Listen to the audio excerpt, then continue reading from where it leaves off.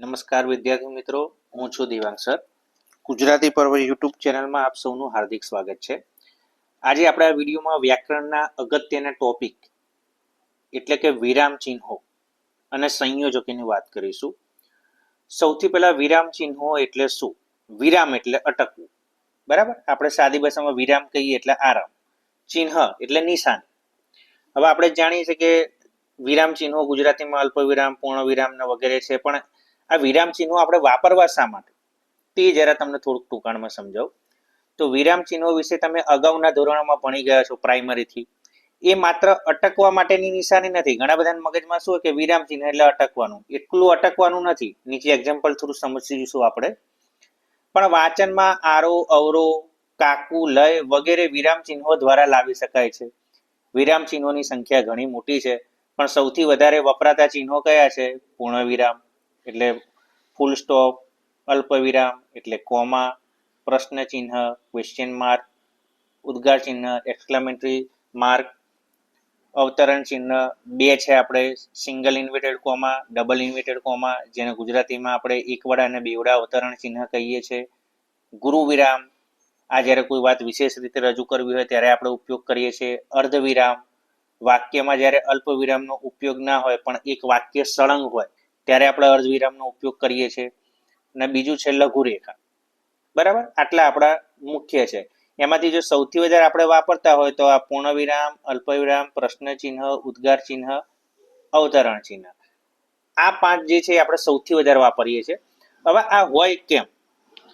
પ્રશ્ન તમે દાખલે કે બોલતા હો, કોઈ પણ વાક્ય વાતચીત કરતા હોય ત્યારે તો તમે બોલો તો સામેવાળાને ખબર પડી જાય કે તમે શું કહેવા માંગો છો, તમે પ્રશ્ન કર્યો કે શું કર્યો. પણ જ્યારે આપણે લેખન કરતા હોઈએ ત્યારે તો સામેવાળાને ખબર ના પડે. તમે જે રીતે ક્વેશ્ચન માર્ક લખ્યો તો ખબર પડે ક્વેશ્ચન પૂછવા માંગે છે. એ જ વસ્તુ અગત્યનું છે.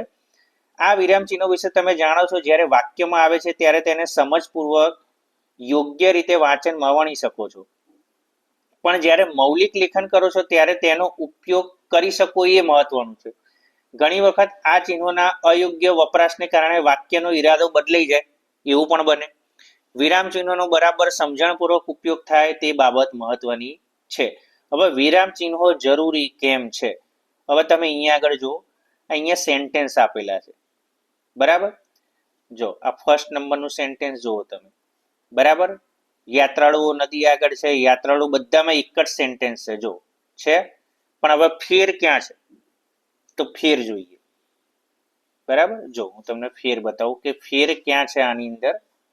સૌથી પહેલા ફર્સ્ટ સેન્ટેન્સ જુઓ આપણે, યાત્રાળુઓ નદી આગળ છે. અહીંયા આગળ ફૂલ સ્ટોપ મૂકેલું છે એટલે કે પૂર્ણ વિરામ છે. યાત્રાળુ નદી આગળ છે સ્ટેટમેન્ટ એક આપી દીધું, સાદું વિધાન વાક્ય. પછી જો બીજું જો, યાત્રાળુઓ નદી આગળ છે, બરાબર. યાત્રાળુઓ પછી જો હું તમને આ બ્રેકેટ કાઢી નાખું, સાદી રીતે જ અંડરલાઈન કરું એટલે તમને વધારે સમજાશે. હવે જો આ યાત્રાળુઓ પછી શું મૂક્યું છે? અલ્પ વિરામ મૂક્યું છે. યાત્રાળુઓ નદી આગળ છે, બરાબર, અટકી ગયા, અલ્પ વિરામનો ઉપયોગ કર્યો, કોમા.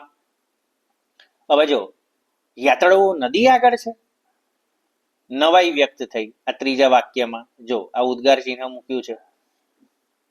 ચોથું, યાત્રાળુ નદી આગળ છે, ક્વેશ્ચન કરી નાખ્યો. યાત્રાળુઓ નદી આગળ છે, બરાબર, યાત્રાળુઓને સંબોધન કર્યું અને પછી નદી આગળ છે કરીને શું કીધું? નવાઈનો ભાવ વ્યક્ત કર્યો. યાત્રાળુઓ નદી આગળ છે, બરાબર, કોઈએ સંબોધન કરી નવાઈ વ્યક્ત કરી. યાત્રાળુઓ નદી આગળ છે, બરાબર, યાત્રાળુઓને કોઈ પૂછી રહ્યું છે.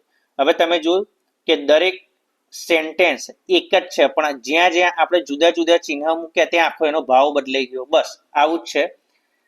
આ બધા જ વાક્યોમાં એક સરખા શબ્દો છે, માત્ર વિરામ ચિહ્નો જુદા છે. તમે આ ચિહ્નો સમજીને વાંચન કરશો એટલે વાક્યનો ઈરાદો સમજાય. આપણે જોયું ને, બોલતા હોઈએ ત્યારે ખબર પડી જાય, પણ મારે જ્યારે લખવું હોય, મારે ક્વેશ્ચન માર્ક કરવો છે કે તમે ક્યાં ગયા છો, પણ હું જ્યારે લખતો હોઉં ત્યારે ક્વેશ્ચન માર્ક ના મૂકું તો, બરાબર, આવો ક્વેશ્ચન માર્ક ના મૂકું તો મારા પ્રશ્ન પૂછો છે તમે ક્યાં ગયા છો, એની જગ્યાએ હું ઉદ્ગાર ચિહ્ન મૂકી દઉં તો મારો આખો કહેવાનો ભાવ બદલાઈ ગયો.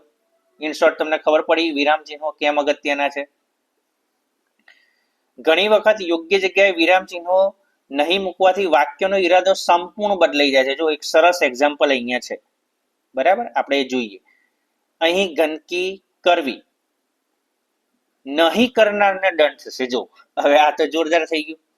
કોઈ જગ્યાએ શું લખ્યું હોય, અહીં ગંદકી કરવી નહીં, કરનારને દંડ થશે. હવે દાખલા તરીકે માન લો કે જે લખવા વાળો છે વ્યાકરણનો જાણકાર નથી, તેણે આવી રીતે લખ્યું, અહીં ગંદકી કરવી, પછી અલ્પ વિરામ, નહીં કરનારને દંડ થશે. આ તો ઊંધું થઈ ગયું. બધાના મગજમાં એમ થશે, સારું અહીંયા તો ગંદકી કરવી જ પડશે, નહીં કરી તો દંડ થશે.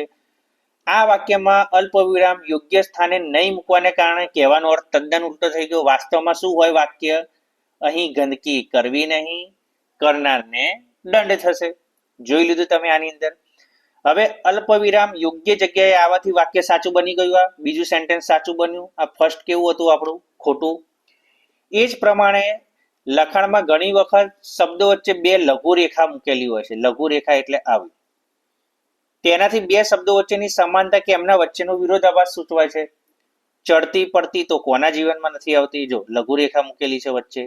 સુખ દુઃખ લઘુ રેખા, 4 5 લઘુ રેખા, આવું તેવું લઘુ રેખા, અવર જવર લઘુ રેખા. ક્લિયર? જો આ વાક્યોમાં તમારે ચિત્તમાં આવ્યું છે કે ચડતી પડતી, સુખ દુઃખ, અવર જવર વગેરે વિરોધી શબ્દના જોડકા છે, જ્યારે 4 5 આવું તેવું તદ્દન નજીવો અર્થ ધરાવતા જોડકા છે. બરાબર? તો આવા જોડકા હોય ત્યારે આપણે શું કરી દઈએ છીએ? લઘુ રેખા મૂકી દઈએ છીએ. તો જમણા હાથે વાગ્યું હતું એટલું ટૂંકમાં કહેવાને બદલે પડી જવાને કારણે આ વસ્તુ ઉમેરી. જો લાસ્ટ સેન્ટેન્સમાં આવી રહ્યું એટલે લઘુ રેખા મૂકી છે. દરેક વિરામ ચિહ્ન મૌલિક લખાણમાં તમે સાચી રીતે ઉપયોગમાં લઈ શકો છો. એટલા માટે જ વાંચતી વખતે વિરામ ચિહ્ન અહીં શા માટે, એવો વિચાર વાંચો એ જરૂરી છે. આ પ્રકારે વાંચન કરવાથી તમે વિરામ ચિહ્નોના અર્થ, કાર્ય અને ઉપયોગને સારી રીતે સમજી શકશો. આપણે ઉપર ધ્યાનપૂર્વક જોયું. હવે હું તમને બીજું બતાવું. એક બીજું મેં લીધેલું છે કે તમને એક્ઝામ્પલમાં ખબર પડી જાય એના માટે. હું જરા ઓપન કરીને તમને બતાવી દઉં છું.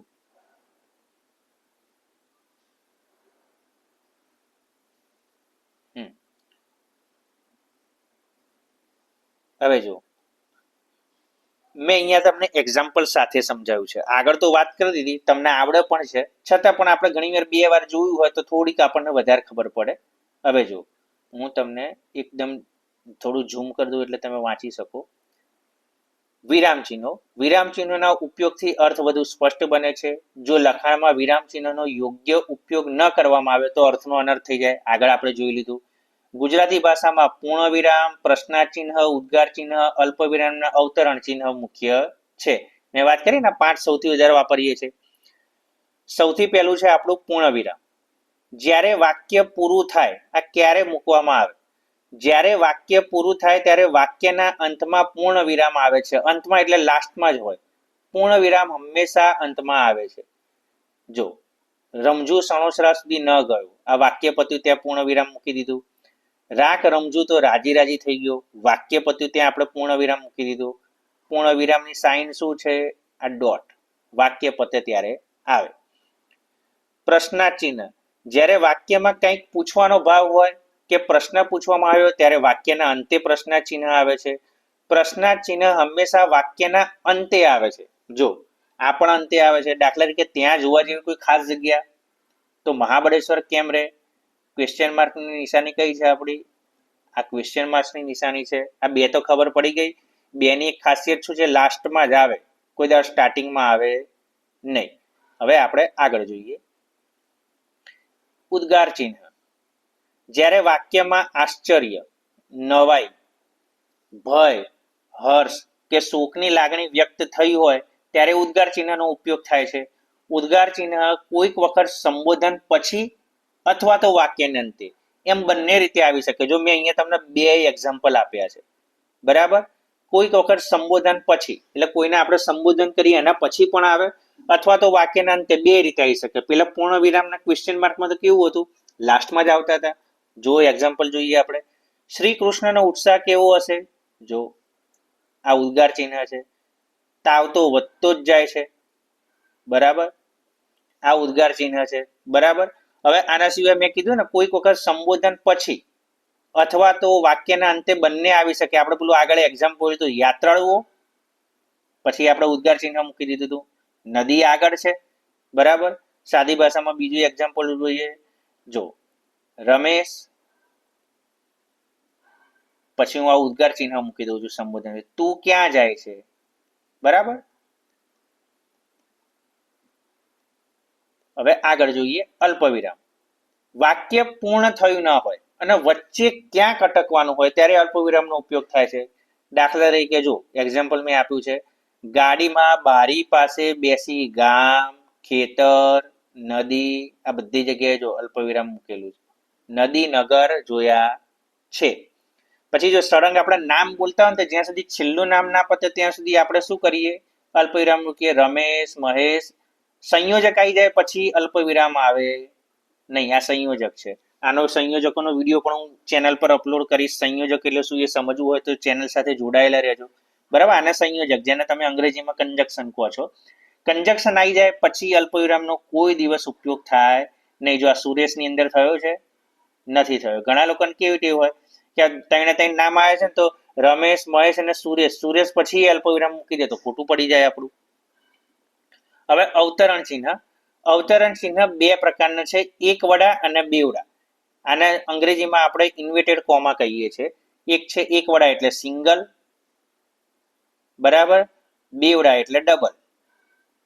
આ અંગ્રેજી વર્ડ છે. પણ જો જ્યારે કોઈ કૃતિ, તખલ્લુસ, તખલ્લુસ એટલે ઉપનામ, કે કોઈ વિશેષ શબ્દનો નિર્દેશ કરવો હોય તો એક વડા અવતરણ ચિહ્ન પ્રયોજાય છે. દાખલા તરીકે અખાના છપ્પા, જો સિંગલ ઉપયોગ કર્યો છે.